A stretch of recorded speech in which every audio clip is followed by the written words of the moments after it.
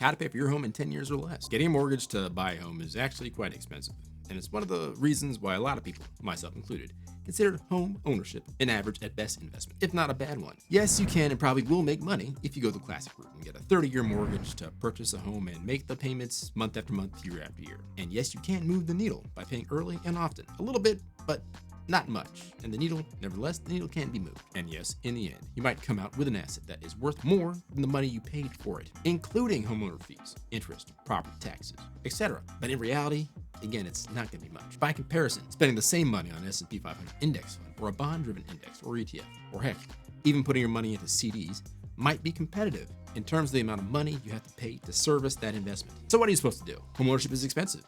And in the end, you do come out with an asset. Well, if you could purchase that asset in 10 years or less, then you're really talking. If you could purchase that asset with minimal interest paid, then you are really talking. And if you could own that asset with interest being paid to you, well, now you're cooking with gas. How can you do that? Let's take a look in this video, starting with a quick look at the costs associated with home ownership, just to prove the point that I'm making. And then we can quickly take a look at the costs of consistently putting money into an S&P 500 index fund. Yes, the S&P 500 is volatile, and it could go south, and the S&P 500 could potentially face a 30-year bear market, like the Nikkei index. Separate video for a separate time. Like and subscribe. Although history says it can give between 8 to 13 year over year, history is just that, and it's the future that counts. And at least with a house, even if it is overpriced and expensive to acquire and maintain, it is yours. Well, except for the property taxes, which if not paid in perpetuity, will soon become the property of the state or local jurisdiction in which you reside. The thing about the S&P 500 is, in comparison to all that, is that it's cheap to get into, cheap to maintain. And if you manage how you're invested in it, meaning you choose the right type of account or vehicle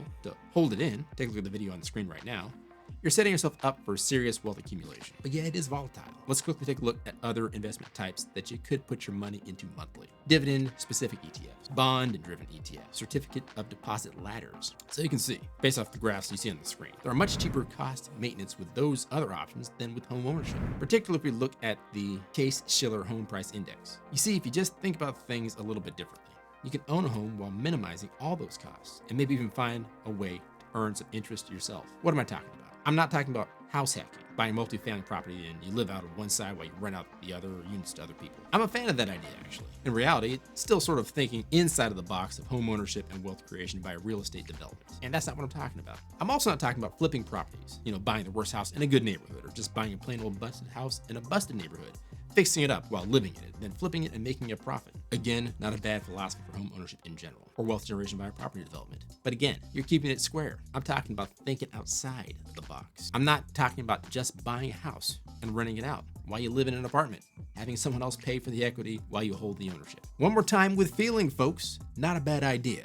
Particularly if you're looking to get into home ownership with a realization that you need this to be a net positive for your wealth creation. All of those philosophies, they keep within a similar framework for home ownership, where you take on the burden of a mortgage and you find some way or someone or something to help you pay it down in some respect. And in reality, servicing the mortgage is where most of your costs are going. Unless you're trading on margin, which you aren't, and doing that with the S&P 500 index fund or bond or ETF or CD or anything like that, you're not going to have those kind of costs with investing in an index fund. But what option do you have? What options do you have to acquire a home? Let's think a little bit and use our imaginations. Imagine for the moment that you found a house that cost $300,000. Let's say that same house will appreciate by 10% every year for 5 years. Keeping the math simple, that would be $3,000 for 10 years, which would be $330,000. I'm trying to keep it simple for all you folks that are scared of math so they don't click out of the video. Now let's imagine that you set a target for $330,000 in 10 years as the number you want to hit to be able to purchase a house. Well, what would it take to get a down payment for that house today? 20% without private mortgage insurance. And again, there's going to be math in this video, so be prepared. Put on your thinking caps. 20% of $300,000 is $60,000. Assume you have the discipline to not get mortgage insurance, which is another fee if you don't have the 20% to put down on the house. So if you do have that discipline to save up the 20% to avoid having to pay mortgage insurance, do you not have that discipline to save up for the entire purchase? Now that sounds crazy. You mean save up for the entire cost of the house? Yeah, that's what I'm saying.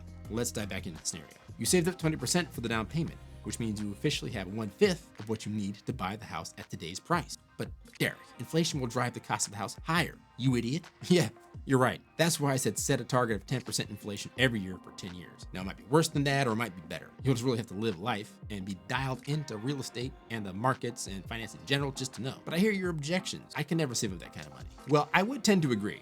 A lot of people don't have the discipline to save up the 20% that they need to have a down payment for a house. That's why PMI is so prevalent in today's economic environment. And to those people, Paying interest and fees to own a house will eat into the wealth that they can accumulate, and there's really nothing to be said about that. Sort of a sad situation, but if those folks would rather have the house more than they would rather increase their wealth at a faster pace, that's their decision. It's not necessarily a bad one. It's not necessarily a good one. It's a decision that they made to get their wants and their needs. I'm talking about the people who do have the discipline to save up 20%. Let me know in the comments why you have the discipline to only save up 1/5 of the cost of owning the property, but not the other 4/5. Let's play through the scenario a little bit more. If it takes you, let's say, 2 years to save up $60,000, again, that's no small sum. You've just developed discipline that is actually more valuable than the $60,000. You now know you can delay gratification, and because of that, you can expect to pay much less in fees, namely PMI, on your mortgage. But if you take the next step and take that discipline that you developed, the money that you have saved, with that discipline, you could actually earn the money you need to buy the house with cash in less time than you could have ever imagined. I talked a little bit earlier about the types of investments that are cheaper to service than a home. Imagine if you used CDs to save the money you're looking to buy a house with, specifically a CD ladder. If you, instead of putting that 20% that you saved up directly into the down payment, you put it into a CD that yielded 4.5% APY after 2 years, the time that it theoretically took you to save up the cash. And while you waited for that CD to mature, keeping in mind that taking money out of a CD typically has a withdrawal penalty, you again were saving up the 20% for that same 2-year period, and you continued to do that for 10 years, a long time frame for sure. But you would have the money for the house at the original payment price and then some. Some CD calculators had that first $60,000 turning into $68,000 at the end of the CD ladder period. And the other CDs that you put together would have shorter terms as you accumulate that money. And the closer you get to the purchase date where you will purchase the house, the shorter the term for the CD. And you'd be rolling over that earlier investment every time until you hit your final 2-year term. Now, you really can't do a proper calculation on that, as no one knows what future CD rates will be, but you can imagine that instead of spending the first 15 years of a 30-year mortgage, with most of your payments going to servicing the interest on that mortgage, you are instead earning interest and having that money that you would need to pay off your mortgage in a much shorter period of time. So do you see what just happened here? You saved up the money in a shorter time period to buy the home with cash simply by using saving techniques. Intriguing, you know? Much more can and needs to be said about this. I don't see many people talking about it, so it sounds like I'm the person to do it. So be sure to like and subscribe so you don't miss out on the discussion. And check out this video on why homeownership may not be all it's cracked up to be. And remember that a goal without a plan is a wish, and a goal with a plan and no action is a wish list. Catch you next time and in the next video. I'm Derek West. You're watching Finance Squared. Peace.